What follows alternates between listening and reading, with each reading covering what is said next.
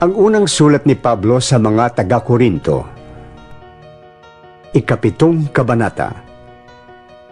Tungkol naman sa nilalaman ng inyong sulat, sinasabi ko sa inyo na mabuti sa isang lalaki ang huwag mag-asawa.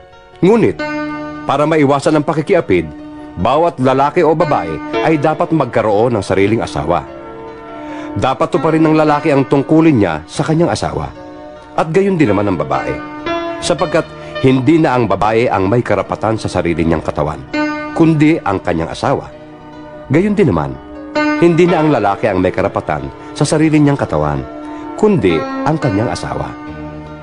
Huwag ninyong ipagkakait ang inyong sarili sa isa't isa, malibang pagkasunduan ninyong huwag munang magsiping upang maiukol ninyo ang panahon sa pananalangin. Ngunit pagkatapos, magsiping na uli kayo upang hindi kayo matukso ni Satanas dahil sa hindi na kayo makapagpigil. Ang sinabi ko'y hindi utos, kundi pag-unawa sa inyong kalagayan. Ibig ko sanang ang bawat isa ay makatulad ko. Ngunit may kanya-kanyang kaloob mula sa Diyos at ang mga ito'y hindi pare-pareho. Ito naman ang masasabi ko sa mga walang asawa at sa mga byuda. Mabuti pa sa kanila ang manatiling walang asawa, tulad ko. Ngunit, kung hindi sila makapagpigil sa sarili, mag-asawa sila. Mas mabuti ang mag-asawa kaysa mag-apoy sa matinding pagnanasa. Ito naman ang iniuutos sa mga may asawa. Hindi mula sa akin, kundi mula sa Panginoon. Huwag makipaghiwalay ang babae sa kanyang asawa. Ngunit, kung siya hihiwalay, manatili siyang walang asawa, o kaya'y muling makipagkasundo sa kanyang asawa. At huwag namang hihiwalayan ng lalaki ang kanyang asawa. Sa iba naman, ito ang sinasabi ko. Ako ang nagsasabi at hindi ang Panginoon. Kung ang isang lalaking sumasampalataya ay may asawang di sumasampalataya at ibig nitong patuloy na makisama sa kanya, huwag niya itong hiwalayan. Kung ang isang babaeng sumasampalataya ay may asawang di sumasampalataya at ibig ng lalaking magpatuloy ng pakikisama sa kanya, huwag siyang makipaghiwalay. Sapagkat ang lalaking hindi sumasampalataya ay nagiging katanggap-tanggap din sa Diyos sa pamamagitan ng kanyang asawa. At ang babaeng hindi sumasampalataya ay nagiging katanggap-tanggap sa Diyos sa pamamagitan ng kanyang asawa. Kung hindi gayon, ay hindi magiging malinis sa paningin ng Diyos ang kanilang mga anak. Ngunit, ang totoo, ang mga ito ay katanggap-tanggap sa Diyos. Kung ibig namang humiwalay ng asawang hindi sumasampalataya sa kanyang asawang sumasampalataya, hayaan ninyo siyang humiwalay.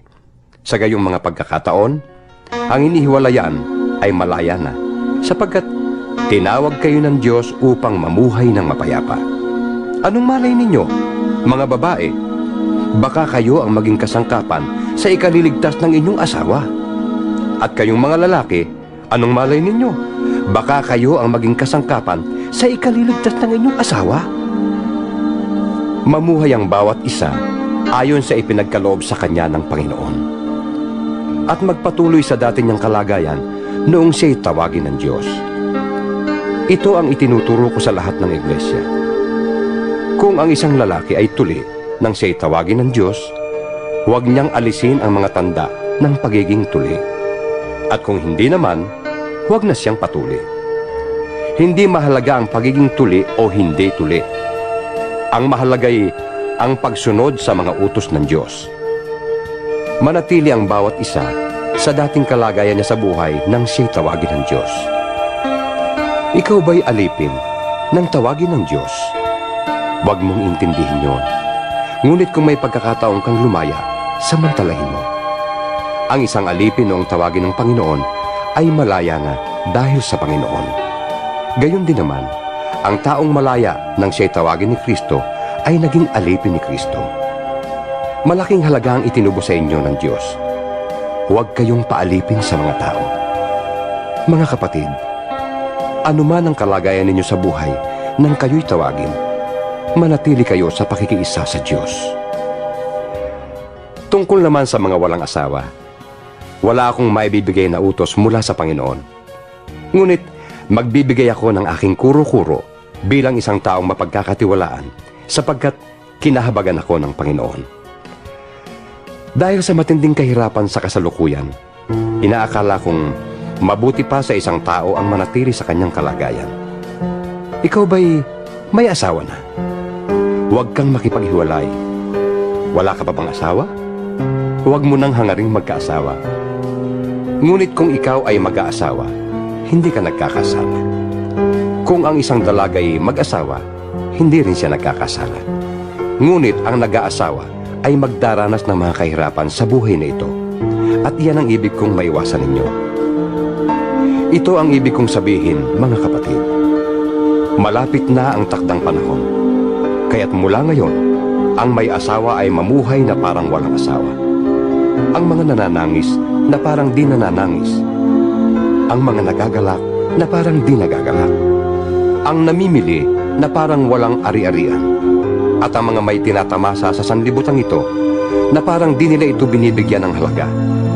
Sapagkat ang lahat ng bagay sa daigdig na ito'y hindi na magtatagal. Ibig kong malayo kayo sa mga alalahanin sa buhay. Ang pinagkakaabalahan ng lalaking walang asawa ay ang mga gawaing ukol sa Panginoon. Sapagkat ibig niyang maging kalugod-lugod sa Panginoon. Ngunit, ang pinagkakaabalahan ng lalaking may asawa ay ang mga bagay ng sanlibutan ito, sapagkat ibig niyang makapagbigay lugod sa kanyang asawa. Dahil dito'y hati ang kanyang malasakit. Gayon din naman, ang pinagkakaabalahan ng dalaga o ng babaeng walang asawa ay ang mga bagay ukol sa Panginoon, sapagkat ibig niyang maitalaga ng lubusan ng sarili sa paglilingkod sa Panginoon.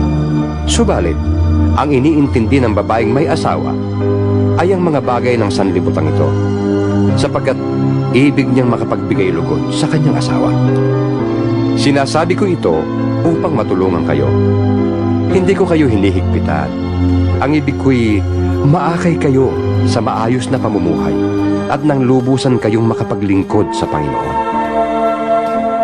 Tungkol sa magkatipan na nagkasundong di pa pakakasal, kung inaakala ng lalaki na nagkakaroon siya ng masidhing pagnanasa sa kanyang katipan, bagay na di nararapat, at dahil dito'y kailangang pakasal sila, ituloy nila ang dati nilang balak. Pakasal sila, hindi ito kasalanan.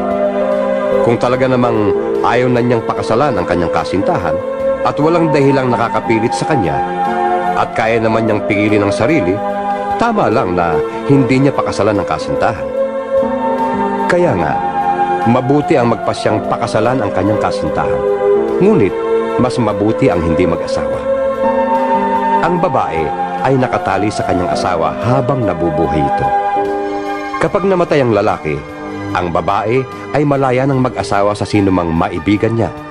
Ngunit, dapat ay sa isang Kristiyano. Subalit, higit siyang magiging maligaya kung mananatili siya sa kanyang kalagayan bilang byuda. Yan ang palagay ko. At sa palagay ko naman, ay nasa akin din ang Espiritu ng Diyos.